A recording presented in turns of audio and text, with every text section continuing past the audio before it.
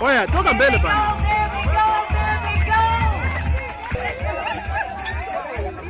Okay.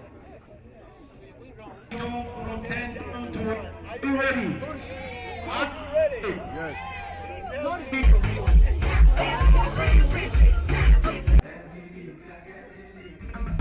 Is more than just a community event.